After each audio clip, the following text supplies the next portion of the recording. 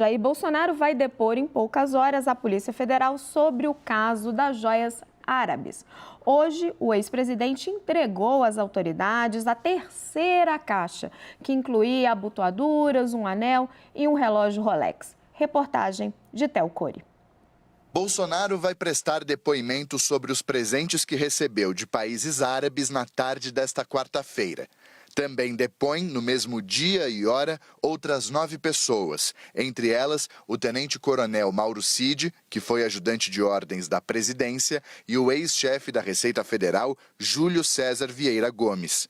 A Polícia Federal quer, com isso, confrontar informações e impedir o compartilhamento de estratégias de defesa. O kit entregue nesta terça-feira pela defesa do ex-presidente é o terceiro conjunto de joias que Bolsonaro recebeu do governo saudita. Avaliado em cerca de R$500 mil, os bens entraram no país em 2019 sem passar pela alfândega. Ao fim do mandato, Bolsonaro levou os itens consigo e os incorporou a seu acervo pessoal. A devolução atende a uma determinação do Tribunal de Contas da União. Em 2021, outros 2 estojos com presentes sauditas vieram ao Brasil sob posse da comitiva do então ministro de Minas e Energia, Bento Albuquerque. Um deles entrou na mala de um dos assessores do ex-ministro. O outro conjunto, avaliado em mais de R$16 milhões e que seria destinado à ex-primeira-dama Michele Bolsonaro, foi apreendido pela Receita Federal no Aeroporto Internacional de Guarulhos, em São Paulo. Bolsonaro tentou liberar essas joias em ao menos 4 oportunidades. Desde que a existência dos presentes veio à tona, o ex-presidente tenta se afastar do episódio. Primeiro, negou que tivesse recebido qualquer pacote. Depois, passou a dizer que recebeu as joias e as armas pela relação de amizade com os países árabes. Segundo a defesa de Bolsonaro, os bens foram registrados, catalogados e incluídos no acervo da Presidência da República. O caso das joias é o mais recente problema de Bolsonaro na Justiça. Há mais de 10 pedidos de investigação enviados por ministros do Supremo Tribunal Federal à primeira instância, depois que o ex-presidente perdeu o foro privilegiado. Ele é alvo ainda de 16 ações na Justiça Eleitoral que podem, em último caso, retirar seus direitos políticos e torná-lo inelegível.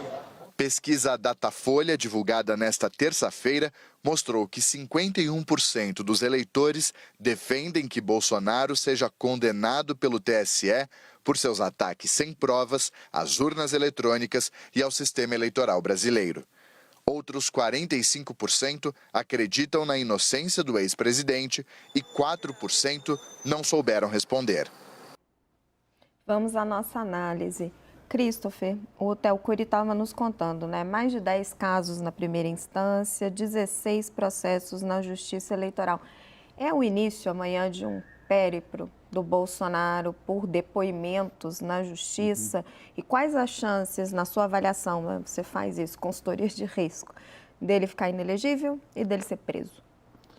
Olha, eu diria que hoje parece mais provável que ele será inelegível, né? Assim, a conversa em Brasília, então, os sinais que o TSE está dando sobre os diversos casos que estão andando, apontam para uma decisão que possa torná-lo inelegível. No lado do caso mais criminal, acho que é um pouco mais difícil cravar, não é? Mas eu até acho que vários atores em Brasília, no Congresso também, no próprio partido do presidente do PL, já trabalham com essa expectativa. Não é dado, evidentemente, talvez... Expectativa de prisão? Não, de virar inelegível. Ah, não é? Perfeito. Então, acho que a classe política já trabalha com esse pressuposto, inclusive o próprio partido do presidente, não é? Do ex-presidente. Do lado de ser preso, aí acho que uma aposta um pouco mais difícil de se fazer. Caio, como é que o Bolsonaro se preparou para amanhã? Qual é a versão que ele pretende trazer desse caso das joias? Raquel, acho que a grande questão ali, primeiro que tem tido um alinhamento muito forte ali da equipe de comunicação do ex-presidente com a equipe jurídica, né, as reuniões, inclusive amanhã no depoimento, começa às 14h30, né, à tarde presencial, estarão os assessores de imprensa com os advogados, né, os principais, né, estou falando o advogado especialmente contratado para essa questão, né, de direito aduaneiro, né, direito tributário, é uma questão muito específica. Então, esse primeiro, a preparação muito juntando essas linhas, né? A comunicação tem que estar bem alinhada com a estratégia jurídica. E a grande tese é de que, em nenhum momento, ele quis ficar com esses presentes, vamos dizer assim. E no decorrer, até amanhã é o depoimento, mas no decorrer das últimas 4 semanas, né, desde que o caso foi revelado, né, pelos nossos amigos, né, André Borges e Adriana Fernandes, ele vem tentando pôr em prática essa linha já, antes mesmo do depoimento. Como? Entregando o estojo para o TCU, passando a comunicação que não queria ficar, que foi tudo registrado e por aí vai. Essa é a grande linha. Tem alguns pontos ainda a serem elucidados, por exemplo, o caso principal do colar, né? O colar entrou, foi dado de uma maneira ali meio esquisita, ia passar... Mas a linha de que ele não queria ficar para ele com isso. Isso, e que o que ficou foi tudo registrado. Essa vai ser, eu apostaria muito nessa versão, porque é o que a gente está vendo nas últimas 4 semanas, nos sinais que tanto a comunicação quanto os advogados vêm dando. A equipe de advogados do Bolsonaro, né? Daniel Tesser, Paulo Amador da Cunha Bueno, acho que os dois, os principais, né? E o Fábio Weingarten, que trabalha aí na comunicação. Felipe, essa tese do Bolsonaro de que não queria ficar, o que ficou foi registrado, convence. E um outro ponto, não é só ele depondo, tem outras 8 pessoas depondo, incluindo o ajudante de ordens, Mauro Cid. A mim não convence de maneira alguma. Jair Bolsonaro usa a estratégia do se colar colou, né? E tudo que a gente viu, em nenhum momento apareceu realmente o desejo de incorporação desse conjunto de objetos de valor ao patrimônio público da União. Sempre se tentou incorporar, em alguns casos de 2 estojos pelo menos, se incorporou ao acervo pessoal do presidente da República, e isso é eufemismo para embolsar todo aquele conteúdo, todo aquele material. E no caso das joias avaliadas em 16 milhões e meio de reais que ficaram retidos na Receita Federal, houve várias iniciativas e nenhuma delas também para incorporar ao patrimônio público da União. O máximo que aconteceu foi depois de sucessivas tentativas frustradas, eles falaram, libera aí que depois a gente vê se vai para o acervo privado ou se vai para o patrimônio público. Então, ainda era uma estratégia do se colar colou. Não colou graças ao trabalho vigilante da imprensa, do Jornal Estado de São Paulo, depois nós confirmamos as informações, e aí veio uma repercussão bastante negativa.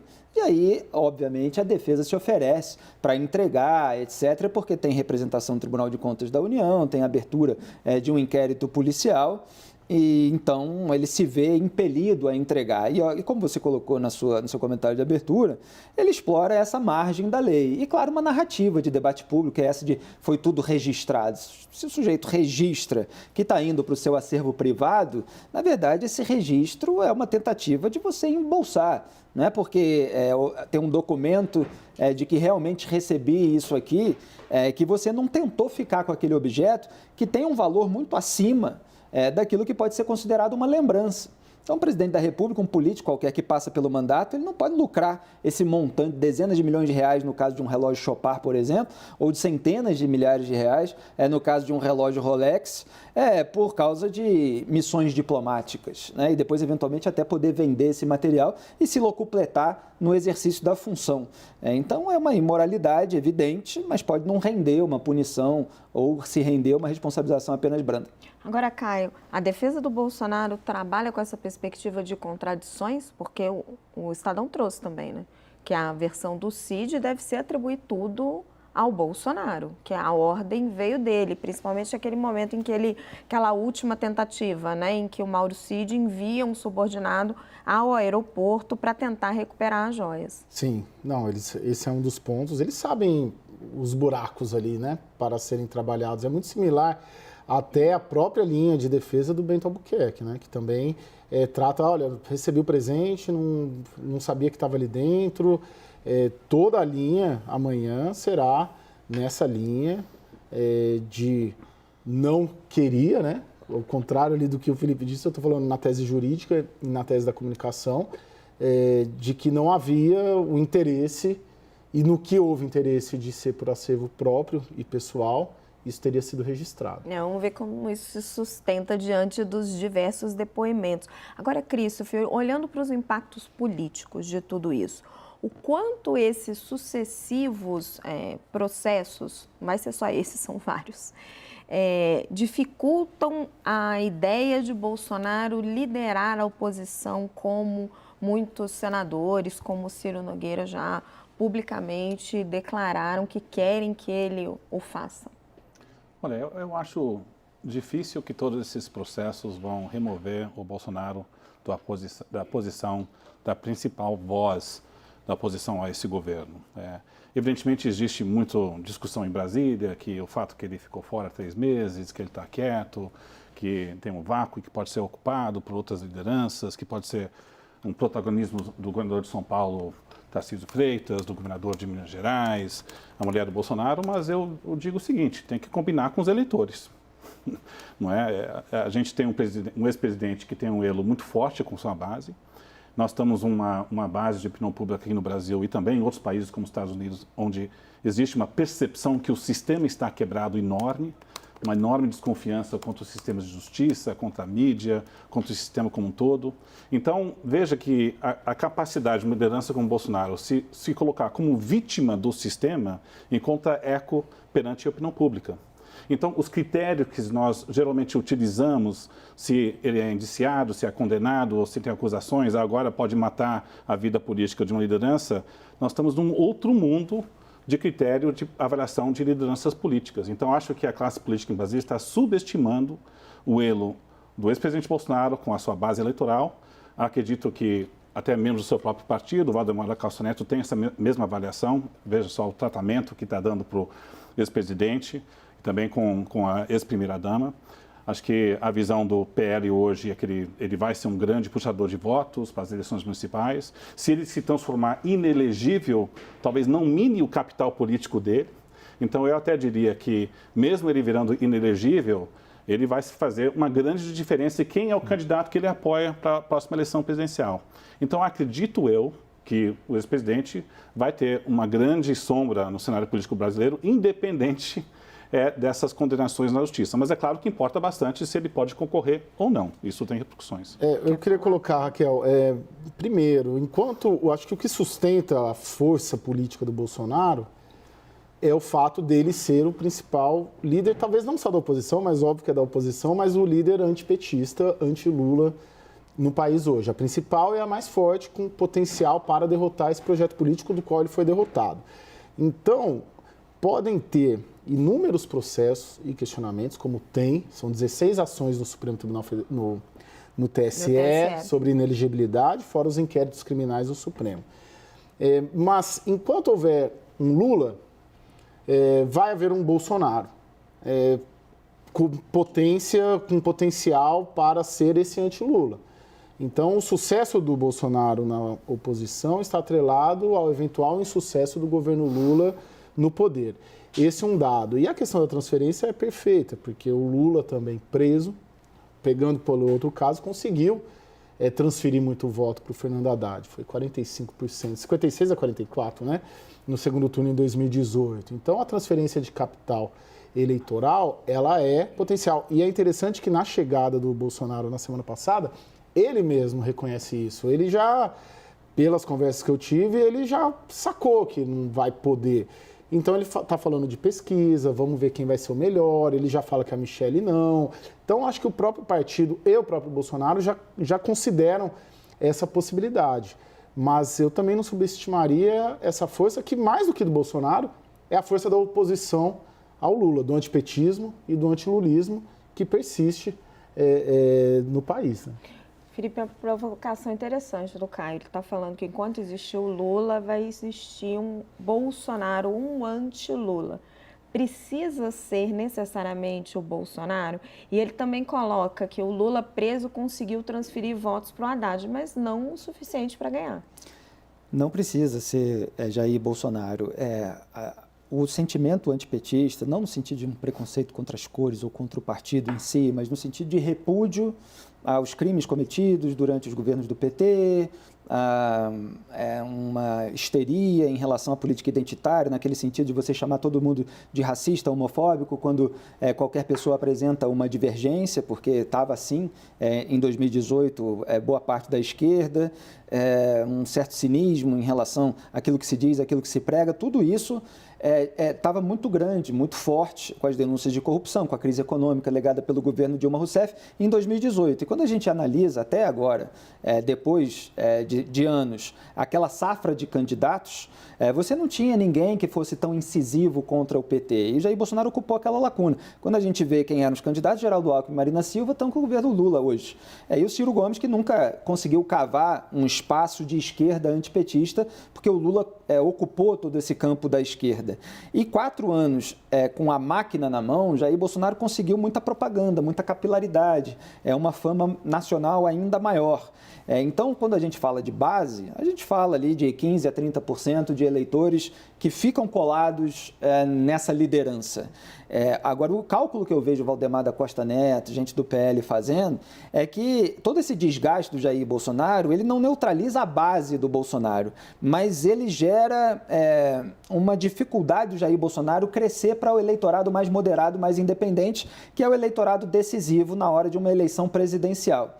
Então, me parece que muita gente torce pela inelegibilidade do Bolsonaro, para o Bolsonaro ser cabo eleitoral de alguém com capacidade de atrair, com toda essa administração que vai ser preciso ser feita, o eleitorado mais da base bolsonarista, mas também o eleitorado moderado e independente. É essa lacuna que pode ser preenchida e talvez a inelegibilidade obrigue as pessoas a cuidar de uma representatividade nesse sentido. E vai depender do desempenho do governo Lula, do discurso a ser criado de oposição.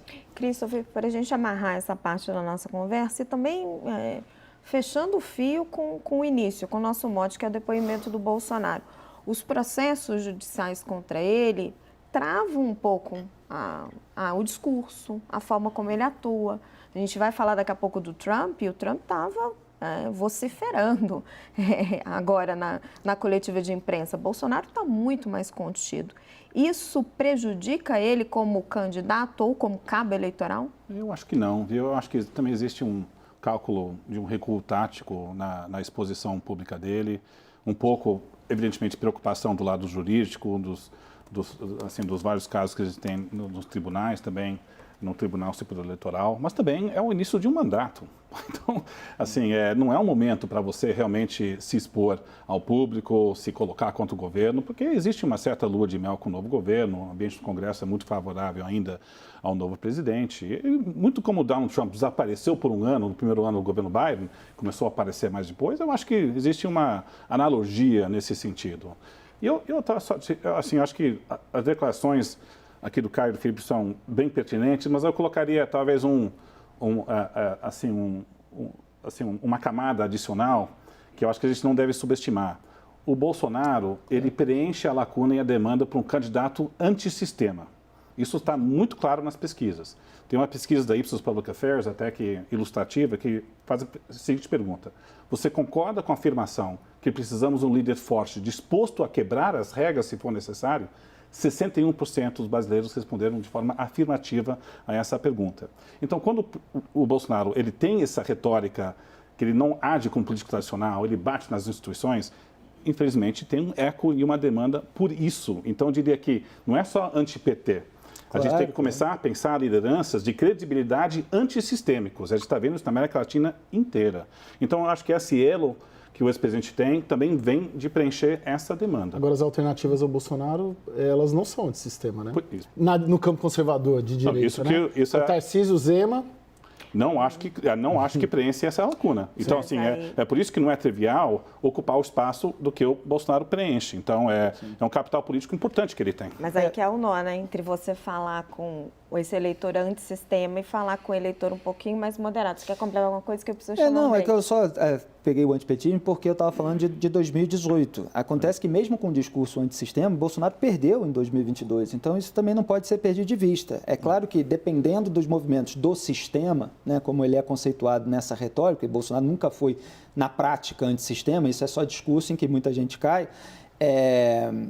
o Bolsonaro ele ainda tem uma força, mas depende da quantidade de elementos negativos que o governo Lula vai dar de discurso para a oposição e, eventualmente, esse sistema. Quer dizer, o Tribunal Superior Eleitoral, o Supremo Tribunal Federal. Então, quanto mais elementos, mais você reforça um discurso antissistema que pode acabar levando esse eleitorado mais moderado, mais independente, a votar numa alternativa se houver um desgaste muito grande do outro lado. Agora, não havendo, o Bolsonaro continua com esse desgaste entre esses eleitores. Se o governo Lula desgarçar muito as instituições, Exatamente. as regulações, as regras, enfim.